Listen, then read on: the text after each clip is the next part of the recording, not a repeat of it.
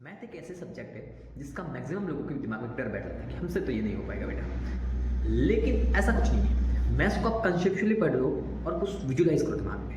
Visualise मतलब कैसे होता है, जैसे आप ट्रेन का चैप्टर पढ़ रहे हो कि रेलगाड़ी का चैप्टर पढ़ रहे हो, तो रेलगाड़ी के चैप्टर में आप ऐसे विजुलाइज करो कि रेलगाड़ी आपके सामने से होकर जा रही है। जैसे मैंने बोल दिया कि एक रेलगाड़ी है, उसकी जो स्पीड है वो 40 किलोमीटर पर आवर है, 40 किलोमीटर पर आवर है। और उसके मतलब ट्रैवल करने वाली जो डिस्टेंस है वो ट्रैवल की उसने कितनी की, 200 किलोमीटर ट्रैवल की। अब मैं बोलूँ कि 200 किलोमीटर उसने ट्रैवल की, इसमें टाइम कितना लगा, तो आप ऐसे खुद ही समझ लो कि आप यहाँ से रेलगाड़ी को लेकर जा रहे हो कहीं पे, आप 40 की स्पीड से जा रहे हो, 1 घंटा हो गया 40 पूरे हो गए, दूसरा घंटा जैसे होगा वापस 40 पूरे हो जाएंगे, तीसरा घंटा होगा ऐसे 40 वापस पूरे हो जाएंगे, चौथा घंटा होगा ऐसे 40 पूरे हो जाएंगे। ऐसे जैसे आप देखोगे 40 को आप 5 बार ऐड करोगे तो आपके 5 घंटों में 200 किलोमीटर की डिस्टेंस आपकी कवर हो जाएगी।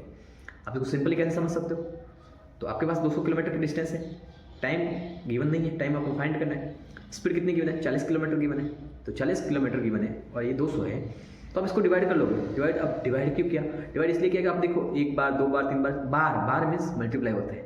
अब वही आप सिंप्लीफिकेशन में आप समझना है कि उस बार को समझना है कि कितनी बार किया, उस बार को निकालना है, उसको टाइम्स को निकालना है कि कितनी बार हुआ ये चीज़, उसके लिए अपन क्या कर लेते हैं, डिवाइड कर लेते हैं। इस 200 को 40 से डिवाइड कर लोगे तो आपके पास कितना आ जाएगी, 5 घंटे आ जाएगी। मतलब आपकी रेलगाड़ी को कितना टाइम लगेगा, 5 घंटे लगेगा। Thank you guys, I hope आप मैथ्स को ऐसे विजुलाइज करोगे दिमाग में और समझोगे चैप्टर को, टॉपिक को और हर चीज़ को।